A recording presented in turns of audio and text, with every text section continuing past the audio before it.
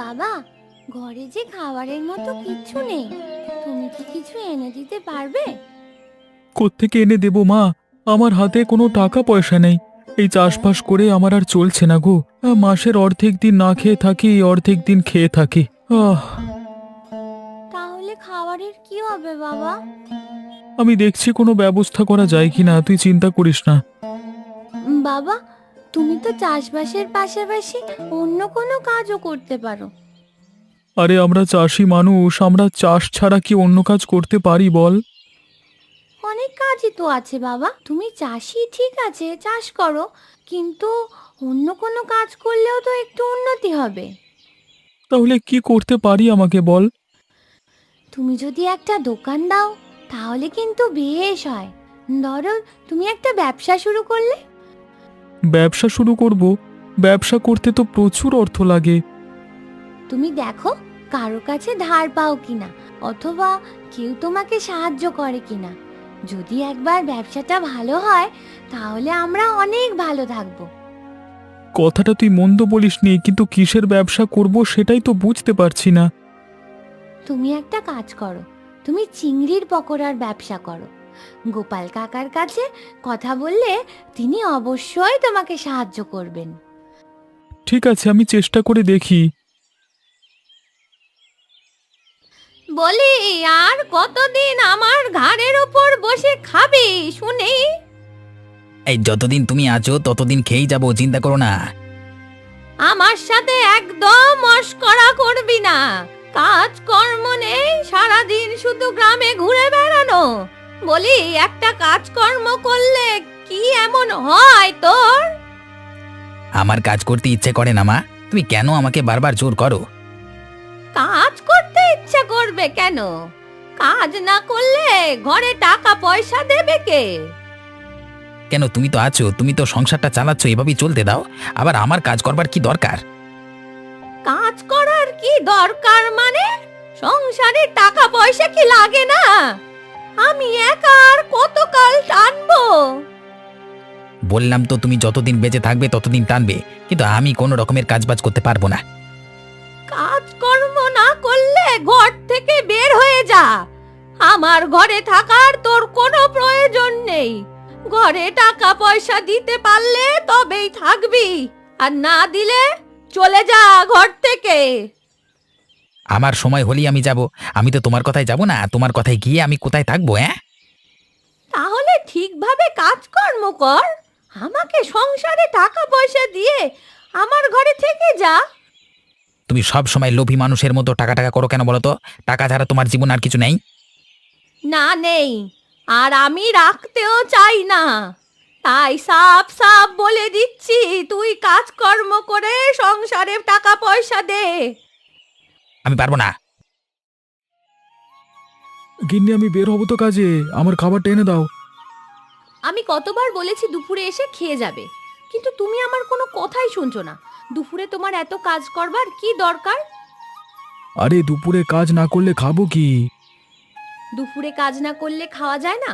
সকালে বিকেলে কাজ করলে হয় না? তুমি তো দেখছি সেই সকাল থেকে রাত অবধি কাজ করেই বেড়াচ্ছ। আরে সকাল বিকেলে তো সবাই মাছ ধরে, দুপুরে তেমন কেউ মাছ ধরে না। নদীর পানি একদম শান্ত থাকে, তখন মাছ ধরতে বেশ মজা। এই জন্যই তো বেশি মাছ পাচ্ছি। বেশি মাছের প্রয়োজন নেই আমাদের। তোমাকে আমি আবারও বলছি, দুপুরে এসে খেয়ে যাও। তাহলে তুমি খাবার দেবে না, তাই তো? হ্যাঁ, দেব না। তোমার যদি প্রয়োজন হয় তাহলে দুপুরে এসে খেয়ে যাবে। ঠিক আছে, তাহলে আমি খাবার না নিয়ে যাব, দুপুরেও না খেয়ে থাকবো, তখন তুমি নিজেই খাবার নিয়ে যাবে।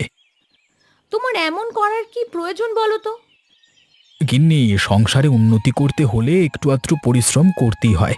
এটা তেমন কোনো বড় ব্যাপার না। আমি শুধু পরিশ্রম করছি, আমাদের সুখের দিন এলে আমি রোজ দুপুরে এসে খেয়ে যাব। আচ্ছা দাঁড়াও, আমি খাবারটা নিয়ে আসছি, নিয়ে যাও। আর ছাতা সাথে করে নিয়ে যেও, দুপুরে কিন্তু খুব রোদ থাকে। আচ্ছা বেশ, আমি নিয়ে যাব। তুমি খাবারটা নিয়ে আসো আগে, আমার তো দেরি হয়ে যাচ্ছে। গোপাল দাদা, তুমি যাচ্ছ কাজে? আমি তো তোমার বাড়িতে যাচ্ছিলাম। কেন রে, আমার বাড়িতে কেন যাচ্ছিস?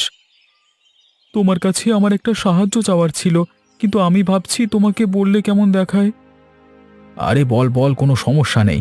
আরে আমার সাধ্যের মধ্যে থাকলে আমি সব ধরনের সাহায্য করতে পারবো। বেশ, তাহলে আমি বলছি, তুমি দয়া করে আমাকে একটু সাহায্য করলে আমার বেশ ভালো হয়। আচ্ছা বল শুনি। তুমি তো জানো গোপাল দাদা, আমার চাষবাসের কাজ তেমন একটা হয় না। মাসের অর্ধেক দিন খেয়ে থাকতে হয় আর অর্ধেক দিন অনাহারে থাকতে হয়। হ্যাঁ, তা তো আমি জানি। তো এখন আমি কি সাহায্য করতে পারি? আমার চাষবাস ভালো না হওয়ার কারণে আমি ভেবেছি আমি অন্য কোনো ব্যবসা করব। ব্যবসা করবি? ব্যবসা করবার কথা তো ভালো, তা এখন কি টাকার প্রয়োজন? তোমার কাছে আমার কোনো টাকার প্রয়োজন নেই। তুমি তো মাছ ধরতে যাচ্ছ, যদি তুমি আমার জন্য কিছু চিংড়ি মাছ ধরে নিয়ে আসতে পারো তাহলে আমার জন্য ভালো হয়। তুই চিংড়ি মাছের ব্যবসা করবি নাকি? আরে না না, আমি চিংড়ি মাছের পকোড়ার ব্যবসা করব। তুমি যদি আমাকে চিংড়ি মাছ এনে দাও, তাহলে আমি আমার দোকানের চিংড়ি পকোড়া তোমাকে বিনা পয়সায় খেতে দেব। আরে বাহ, এটা তো ভালো প্রস্তাব। যাক, আমি তোর প্রস্তাবে রাজি আছি। আমি তোর জন্য চিংড়ি মাছ নিয়ে আসব।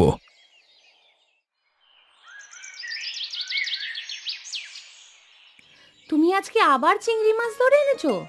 এতগুলো চিংড়ি মাছ ধরলে? আজকে বাজারে বিক্রি করবে নাকি? না, ঠিক বিক্রি করব না। তাহলে এতগুলো চিংড়ি মাছ দিয়ে কি করবে? চিংড়ি মাছগুলো আমি রতনের জন্য ধরে এনেছি। রতন কিনবে নাকি? চিংড়ি মাছ ধরে আনতে বলেছে? কিনবে না, রতন একটা নতুন ব্যবসা করবে, চিংড়ির পকোড়ার ব্যবসা। তাই আমাকে বলল যে আমি ওকে একটু সাহায্য করি। ওর হাতে তো এখন টাকা পয়সা নেই, তাই আমি ওকে একটু চিংড়ি মাছ ধরে দিলাম। তা বেশ করেছো। রতনটা খুব ভালো। মেয়েটাকে নিয়ে কিভাবে যে দিনকাল যাচ্ছে, যদি একটা ব্যবসা হয় তাহলে বেশ ভালোই হবে। এই জন্যই তো ধরে দিয়েছি। দেখি নিতে আসে কিনা, আর না নিতে আসলে আমি নিজেই গিয়ে দিয়ে আসবো। ঠিক আছে, যতদিন ওর টাকা পয়সা না হচ্ছে, তোমাকে যদি বলে চিংড়ি মাছের কথা, তাহলে তুমি এমনিতেই চিংড়ি মাছ ধরে দিও। আচ্ছা ঠিক আছে, কিন্তু ওরা ব্যবসাটা করবে কিভাবে সেটাই তো বুঝতে পারছি না। অবিনাশবাবু কি দোকান খোলবার অনুমতি দেবেন? দেবে না কেন? অবিনাশবাবু ভালো মানুষ। এখন যদি রতন গিয়ে অবিনাশবাবুর কাছে বলতো আমার একটা কাজের প্রয়োজন, অবিনাশবাবু সেটাও দিতেন। তা তুমি ঠিকই বলেছ। অবিনাশবাবু ভালো মানুষ। দেখবে দোকান পাওয়ার পাশাপাশি আরও কত রকমের সাহায্য করছে রতনকে। অবিনাশবাবু রতনের এই উদ্যোগ দেখলে খুব খুশি হবেন। মা পূজা, সন্ধে তো হয়ে এলো। গোপাল দাদা মনে হয় মাছ ধরে চলে এসেছে। তুই একবার গোপাল দাদার কাছে যাবি? কেন বাবা? গোপাল কাকার কাছে আবার কি? বারে, সকালই তো আমাকে বললি আমি যেন গোপালের কাছে সাহায্য চাই। আমি সাহায্য চেয়ে এসেছি। আমি চিংড়ি মাছ ধরতে বলে এসেছি। চিংড়ি মাছ দিয়ে কি হবে? চিংড়ি মাছের ব্যবসা করবে নাকি? আরে না রে, এই চিংড়ি মাছ দিয়ে চিংড়ির পকোড়ার দোকান খুলবো আমরা। তাই তো গোপাল দাদাকে বলে এসেছিলাম। গোপাল দাদা নিশ্চয়ই আমার জন্য অনেক চিংড়ি মাছ ধরে নিয়ে এসেছে। চিংড়ি মাছ যে এনেছো, চিংড়ি মাছের পয়সা আছে তোমার কাছে? গোপাল কাকা কি এমনি এমনি দেবে? হ্যাঁ, এমনি এমনি দেবে। গোপাল দাদা আমাকে বলেছে আমার যত সাহায্য লাগবে উনি আমাকে করবেন। আমাকে এমনিতেই চিংড়ি মাছ দেবেন। তবু গোপাল কাকার কাছে গিয়ে চিংড়ি এভাবে চাইবো? কেমন লাগছে না বাবা? কেমন লাগার কিছু নেই রে পূজামা। গোপাল দাদা আমাদের ভালোবেসেই সাহায্য করছে। তুই শুধু যাবি, গোপাল দাদা তোর কাছে মাছগুলো দিয়ে দেবে। বাবা, আমার কেমন যেন লাগছে। তুমি একটু যাও না। শোনো পাগলি মেয়ের কথা, আমার এদিকে অনেক কাজ। আমি চাইছি কালকে সকাল সকাল দোকানটা খুলবো, তাই এদিকটা আমাকে একটু গোছাতে হবে। তুই যা। আচ্ছা বাবা, তাহলে আমি এক্ষুনি যাচ্ছি।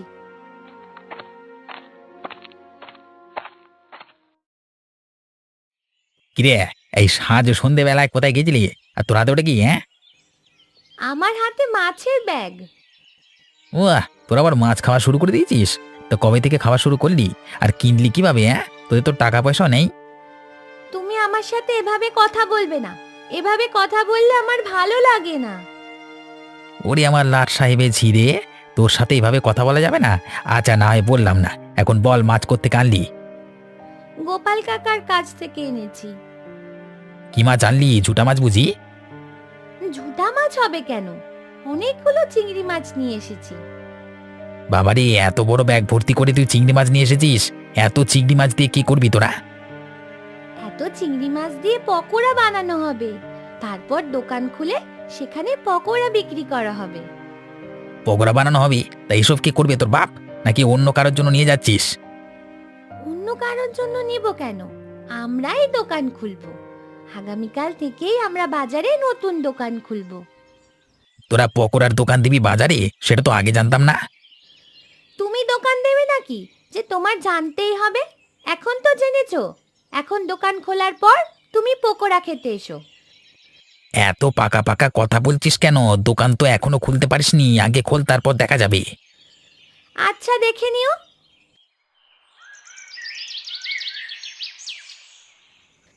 কিরে পূজা, তুই সন্ধেবেলা আমার বাড়িতে? বাবু, আমাদের একটা অনুমতির প্রয়োজন ছিল, আপনি আমাদের অনুমতি দিন। তা দেবো, কিন্তু কি অনুমতি লাগবে সেটা তো বলবি। বাবু, আমরা সিদ্ধান্ত নিয়েছি বাজারের মধ্যে আমরা একটা দোকান খুলব। সেই দোকানটা খুলতে আপনার অনুমতি প্রয়োজন। যদি আপনি অনুমতি দিতেন। অবশ্যই অনুমতি দেব, কিন্তু কিসের দোকান খুলবি তোরা? আমরা চিংড়ির পকোড়ার দোকান খুলতে চাই, আমাদের সব ব্যবস্থা হয়ে গেছে। বাবু, এখন আপনি আমাদের অনুমতি দিলে আমরা দোকানটা খুব ভালো করে খুলতে পারি। এটা আমাদের জন্য খুব ভালো হয়। তোরা পকোড়ার ব্যবসা করা শুরু করেছিস কেন? তোর বাবা চাষবাস করবে না? চাষবাস করে আর কি হবে? চাষবাস করলে তো তেমন কোনো লাভ হচ্ছে না, কতদিন না খেয়ে থাকতে হয়। তার চেয়ে বরং ব্যবসাই শুরু করুক। তা বুদ্ধিটা আমার ভালো লেগেছে, নিশ্চয়ই তোর বুদ্ধি। হ্যাঁ, কিছুটা আমার বুদ্ধি, বাকিটা বাবাই সব ব্যবস্থা করেছে। তা তোর বাবা চাইলে তো আমি একটা কাজ দিয়ে দিতে পারতাম, তবে ব্যবসাটাও কিন্তু মন্দ না, মন দিয়ে কাজকর্ম করবি কিন্তু। অবশ্যই বাবু, আমাদেরকে আশীর্বাদ করবেন, আমরা যেন সফল হতে পারি। আর আপনিও কিন্তু আমাদের দোকানে অবশ্যই যাবেন। তা তোদের দোকানে গেলে আমাকে খেতে দিবি তো? অবশ্যই খেতে দেব, আপনাকে আর গোপাল কাকাকে বিনা পয়সায় আমরা পকোড়া খেতে দেব। আপনারা যত খুশি খান ততই দেব। আচ্ছা বেশ, অনুমতি দিলাম, কালকে থেকে তোরা দোকান খুলিস।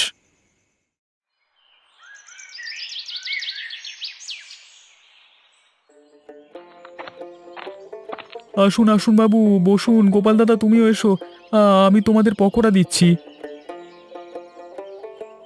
আরে তুমি আগে তোমাদের খরিদ্দারদের দাও, আমরা তো তোমাদের ঘরের লোক, আমরা পরে খেলেও চলবে, এত ব্যস্ত হওয়ার কোনো প্রয়োজন নেই। কি যে বলছো গোপাল দাদা, তোমরা না থাকলে এই খদ্দের আসতো কোত্থেকে? আমি তো দোকান খুলতে পারতাম না। রতন, তোমার দোকান কিন্তু খুব জমজমাট হয়ে উঠেছে, দেখো সবাই কেমন মজা করে খাচ্ছে। হ্যাঁ বাবু, ব্যবসাটা মনে হয় এবার ভালোই হবে, সবই আপনাদের আশীর্বাদ।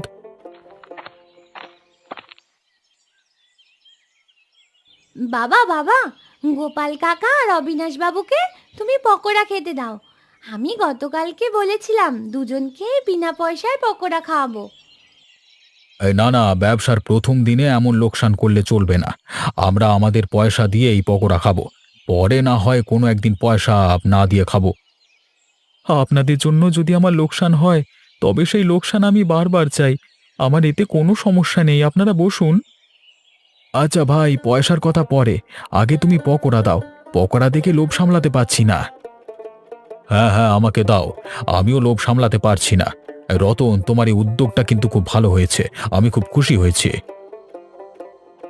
আরে এই পকোড়ার দোকান যদি তোমার আরো বড় হয় তাহলে আরো দুটো দোকান খুলবে, দেখবে তোমার ভালো দিন চলে আসবে রতন।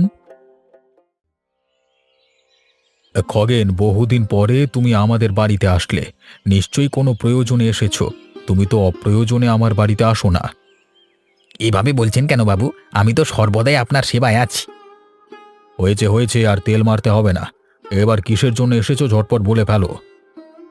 আপনি যে কিভাবে মনের কথা বোঝেন বাবু, আর চেহারা দেখলে বুঝে নিতে পারেন যে কোনো প্রয়োজনে এসেছি। হ্যাঁ, আমি কিন্তু মন পড়তে পারি না, আমি তোমার অভ্যেসের সাথে অভ্যস্ত, বলো বলো কিসের জন্য এসেছো বলো।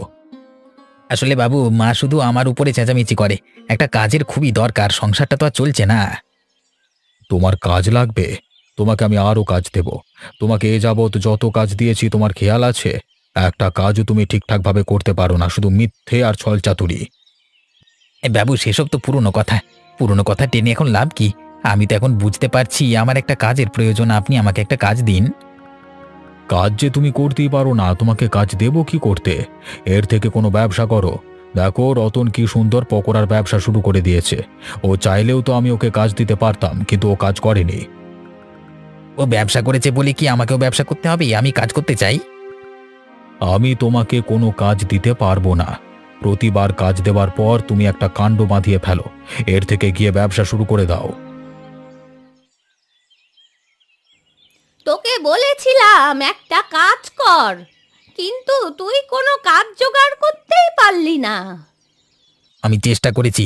আমি অবিনাশবাবুর কাছে গিয়েছিলাম কাজের জন্য, কিন্তু অবিনাশবাবু আমাকে কোনো কাজ দেননি। কাজ দেয়নি তাতে কি হয়েছে?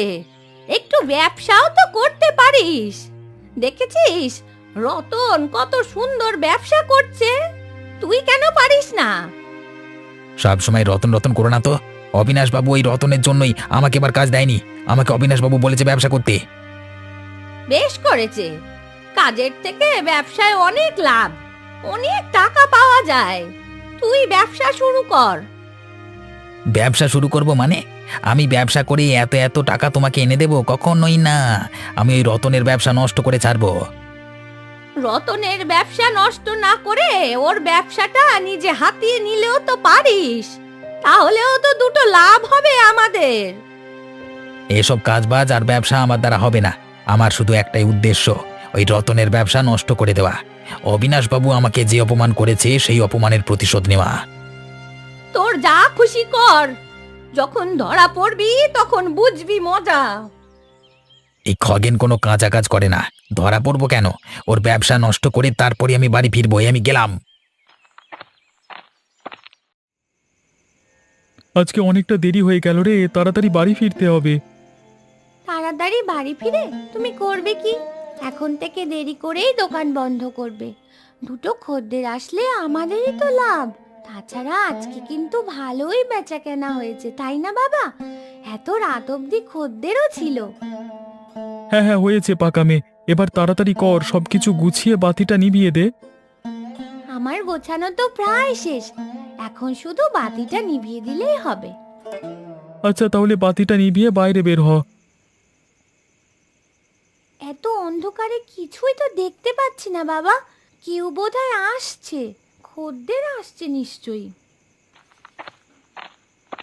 এত রাতে কোনো খদ্দের আসবে না, দাঁড়া দেখছি কে আসছে। পরিস্থিতি তেমন ভালো মনে হচ্ছে না।